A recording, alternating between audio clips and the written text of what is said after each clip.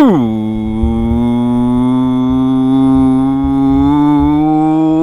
up, everybody? My name is OMG WTF LOF to WBRB. Welcome back to more Total Extreme Wrestling 2016. Yes, I know it's the year 2022. Why are you still playing 2016? Why are you in 480p? Well, it's because, I'm a lazy bum and I put things off forever. I've had the same laptop, or as I've called it for many, many years, crap top. And I don't see a reason to download 2020 when I want to get a new laptop, but with the inflation and everything just going up in price, who knows when that's going to happen. And, why am I in 480p, as I've heard some complaints on some of my videos here recently? Again, I'm on a crap top here. I record in the best quality that I can record in, and at the end of the day, this is Total Extreme Wrestling. I mean, what do you really need to see? And no offense, but most of the video is just my commentary and my storyline, so there really isn't a whole lot you need to see for the video to be like HD quality, so I don't know. Just wanted to address that out the gate. Anyway, welcome back to more Total Extreme Wrestling 2016. We are booking today everybody's favorite show. No, not Monday Night Raw, not SmackDown or Nitro or even TNA. You already know what it is. It says it right here. It's time for Sunday Night Heat. I know. Catch you guys waiting for so long just for Sunday Night Heat. But without further ado, let's stop wasting any time. I don't really have anything else to talk about here. And let us run the show. It's been quite a long time since I've booked this show, so I'm not entirely sure what we're going to see and what we're not going to see. Anyway, we open up the night with a couple of pre-show matchups. First one, a 59 solid C rating, and a terrible pre-show matchup. Bossman and Perry Saturn defeated Hell's Bells, Mark and Mike Bell, and 7 minutes 42 seconds when Bossman defeated Mark Bell with a Bubba Slam. And Mark Bell was the weak link, struggling to keep up with everybody else's in-ring performance. Now, I do remember that Bossman and Saturn were undercover cops. They were trying to take down The Undertaker and his, they were trying to take down Raven and his cult. And, of course, that cult led into joining The Undertaker. And that's what also led to Bossman and Saturn getting kicked off of Monday Night Raw. They are now here on Sunday Night Heat and have recently joined the Right to Censor. Some think it's, for good reasons because, they were former police officers. It would only make sense that they would like to, bring the law of the FCC and the RTC. Some think that maybe it's a little bit underhanded tactics here and maybe they found their next case. Nonetheless, though, Bossman and Saturn defeating two of our developmental stars, Mark and Mike Bell, and apparently the crowd is not too keen on Mark Bell. In fact, they chanted for him not to come back. He is getting better at his gimmick. Apparently, Bossman is not suited to his gimmick. I will have to make a note of that. Bossman gimmick. Anyway, before we move on, we do have a couple of things here, and apparently it's calling out Reno, especially. Pat Patterson says he doesn't get it. Scott Steiner says Reno has poor in-ring psychology. And, of course, Reno is a member of the High Rollers alongside Mike Sanders, I want to say. No. Easy Money. God, I don't know why I get those two confused. Anyway, Bossman and Perry Saturn, of course, have great chemistry. That's why they're a team. Perry Saturn apparently shone in this matchup. Bossman came out looking good. Mike Bell with a 27 in-ring performance. Mark with a 14.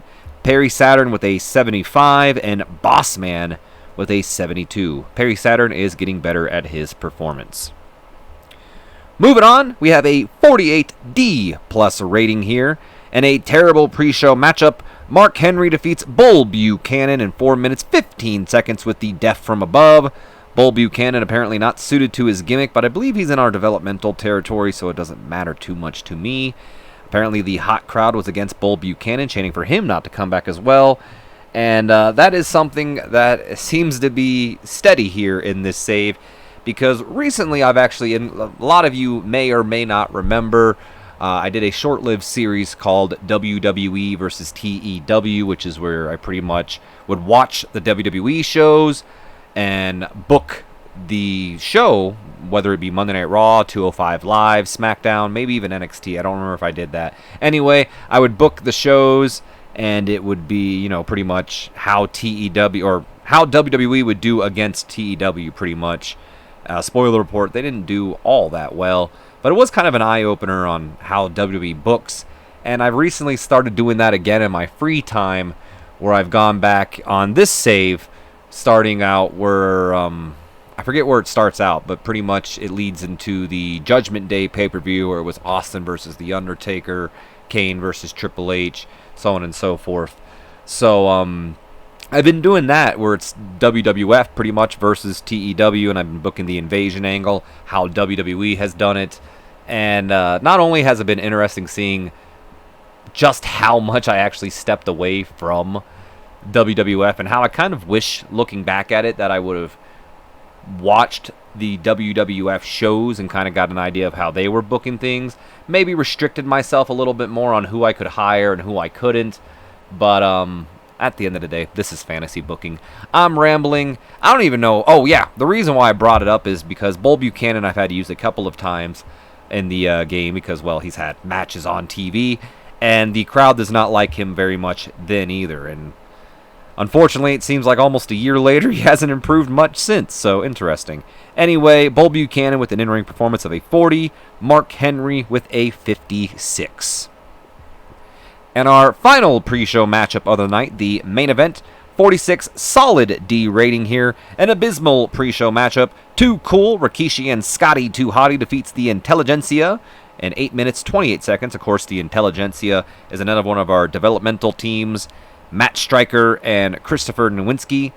Rikishi defeats Christopher Nowinski with the rump shaker, and in terms of in-ring work, Rikishi was head and shoulders above everybody else.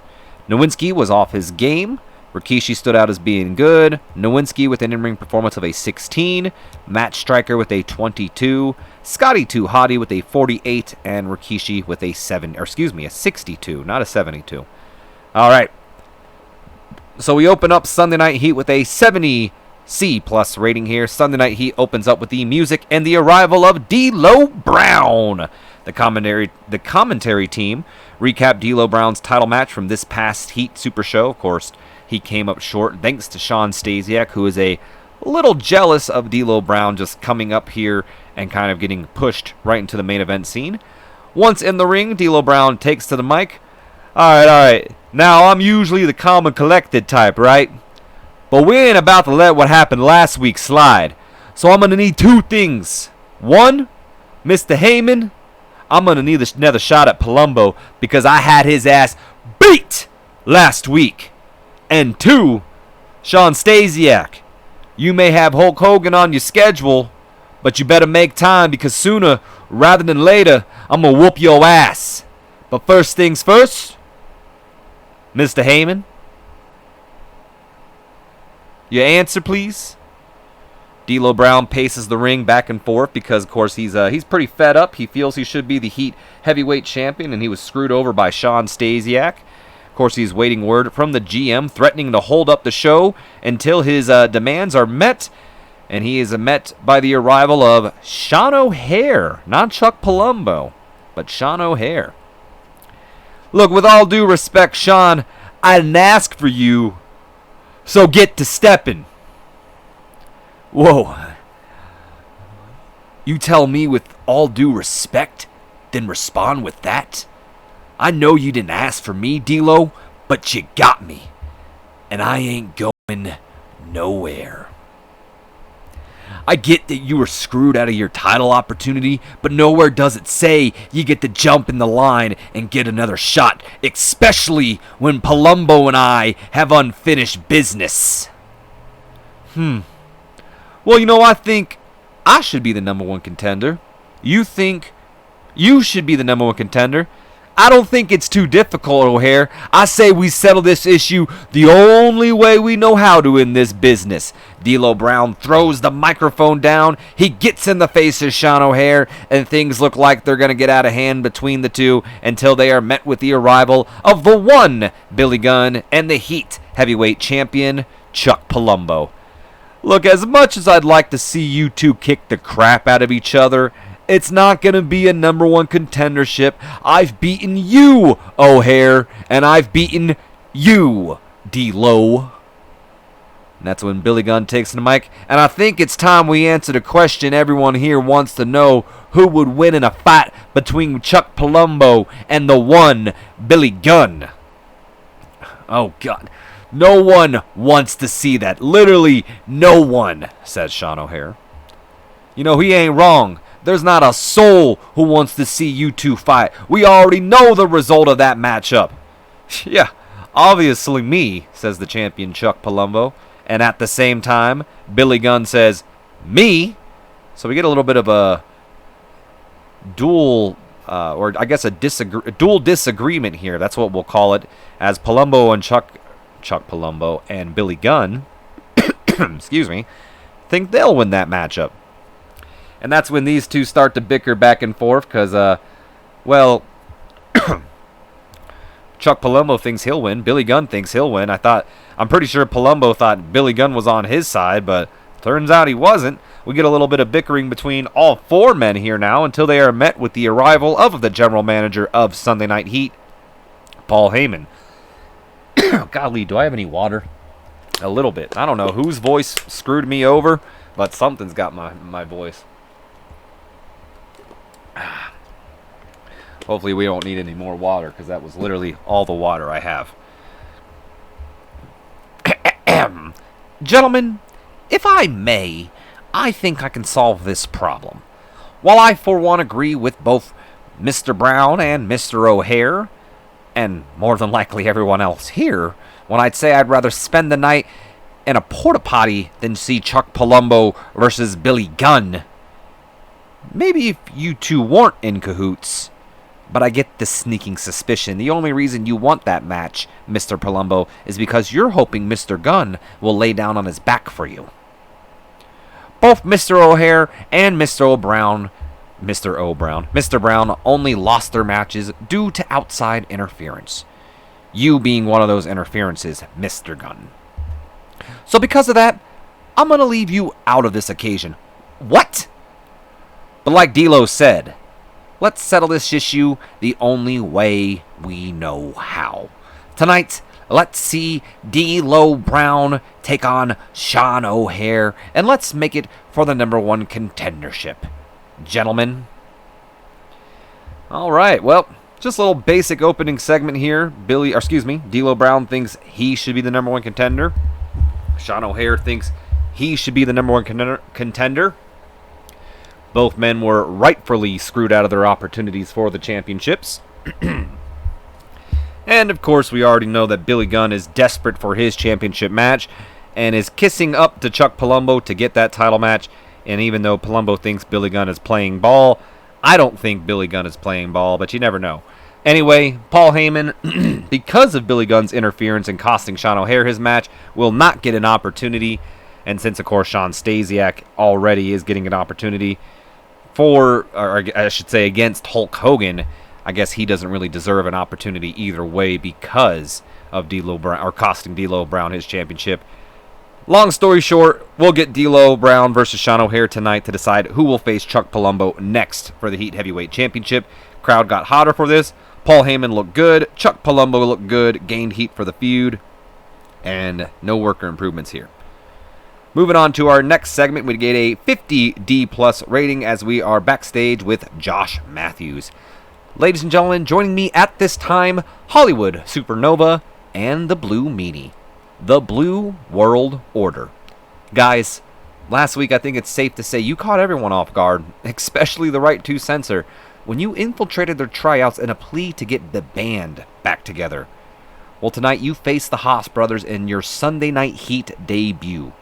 Your thoughts before you go out there? Well, you know something, Mean Matthews. Last week, we tried things the good cop way and tried to talk Stevie out of this mess that he's gotten himself into, dude. But tonight, tonight, we do things the bad cop way. Those Haas brothers think they could stand in our way. Well, they got another thing coming, brother. Well, speaking of cops, any worries about the newest members of the Right to Censor, Bossman and Perry Saturn? Only that I'm worried for Stevie's sake. You saw what they tried to do to those guys on Monday Night Raw, right? Please, Stevie, let's not have it come to this. I don't know if I have a handy-dandy notepad moment for this. Let's see. Let's get a little preview. Jesus, how far down did we go? Nope, we haven't.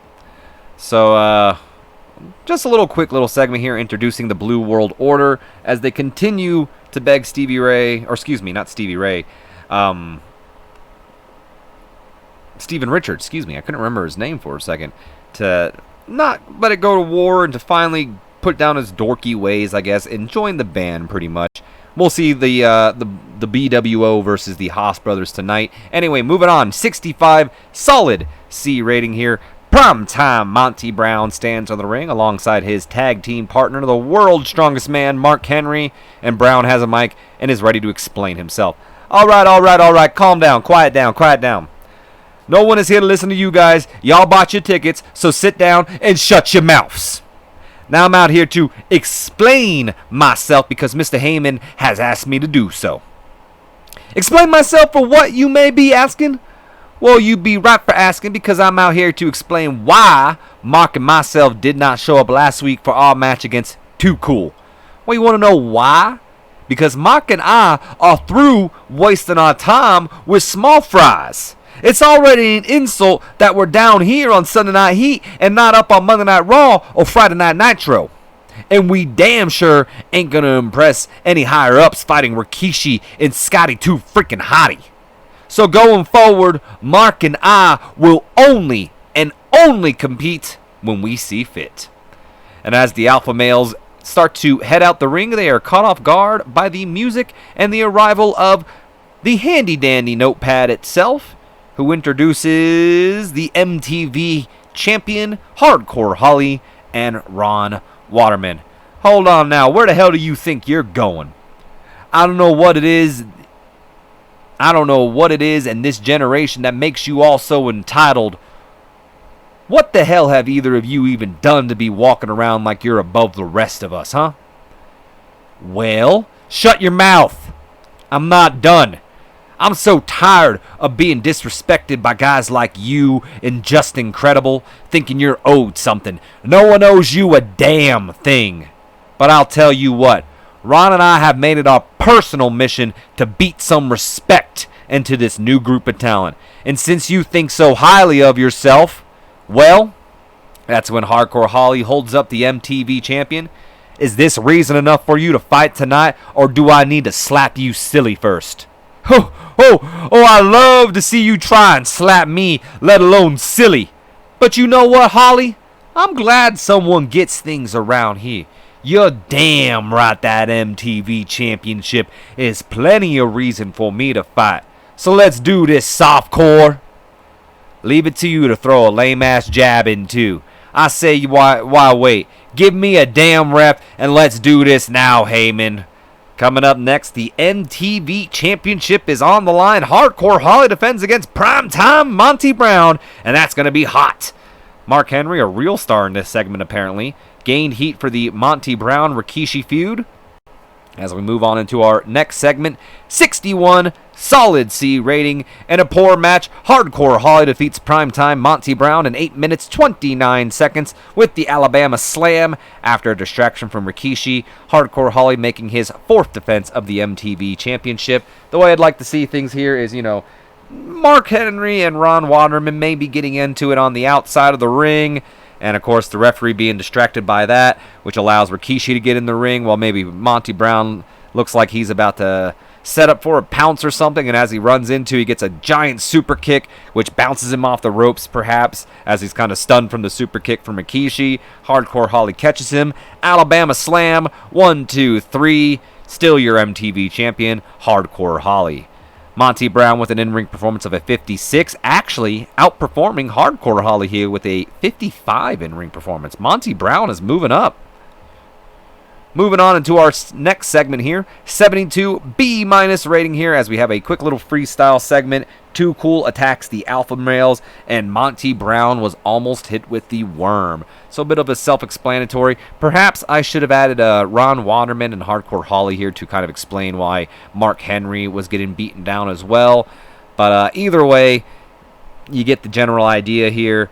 They get beat down. Rikishi maybe sending out Mark Henry. Primetime Monty Brown alone in the ring by himself. Almost gets hit with the worm, but Mark Henry pulling out Primetime Monty Brown before that can happen.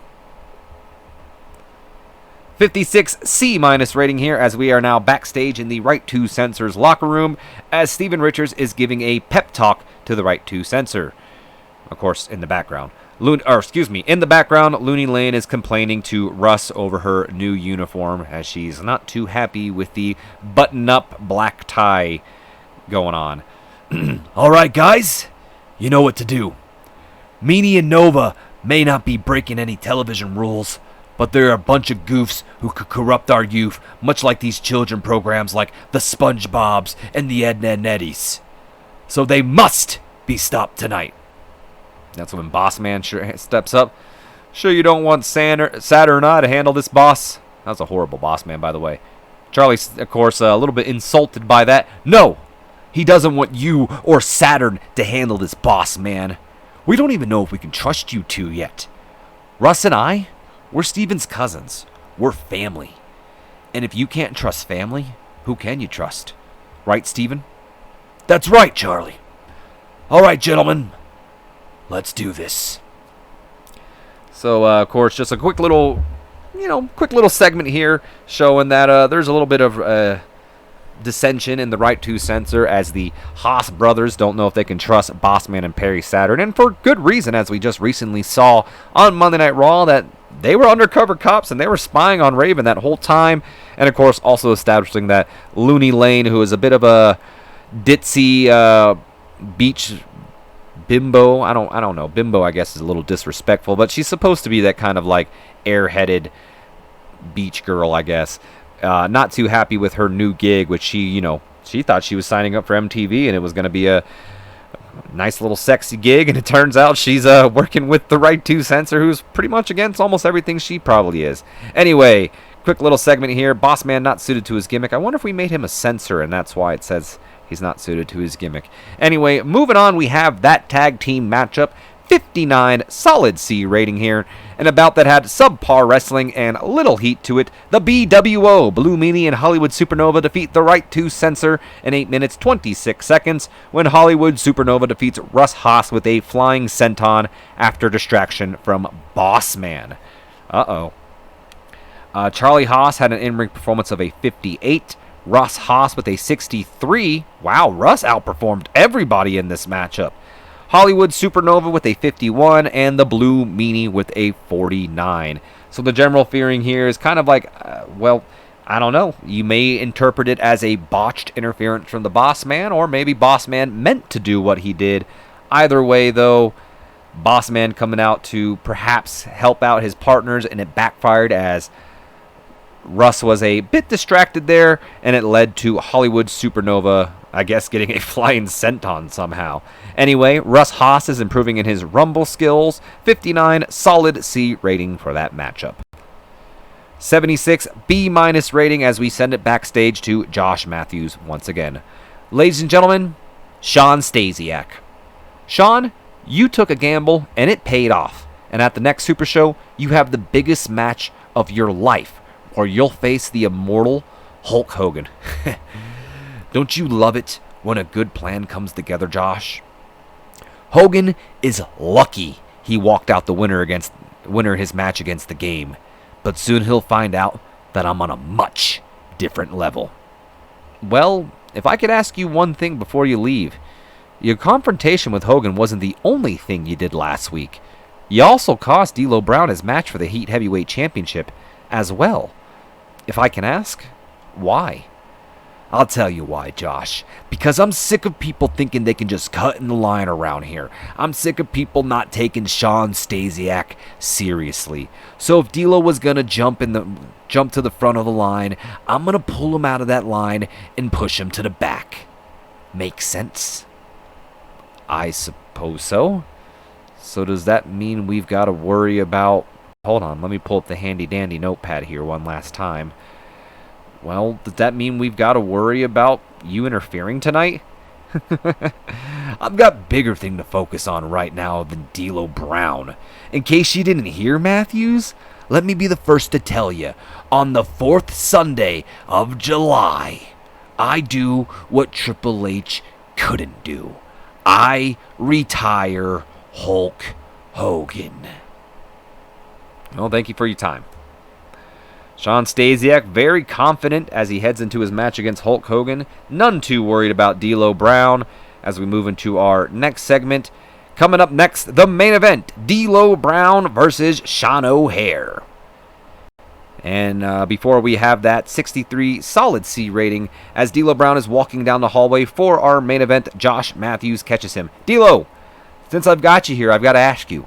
I just spoke to Shawn Stasiak before the commercial break, and while he's looking forward to his match against Hulk Hogan, he's got no interest in you at the moment. And he even said he's not going to get involved tonight. You know, well, that's great, and I'm very, very happy for Shawn. But that doesn't change a damn thing. I'm still going to whoop his ass the first chance I get. But speaking of matches I'm excited about, it's my match with Shawn O'Haire. So if you'll excuse me. Well, that match is next.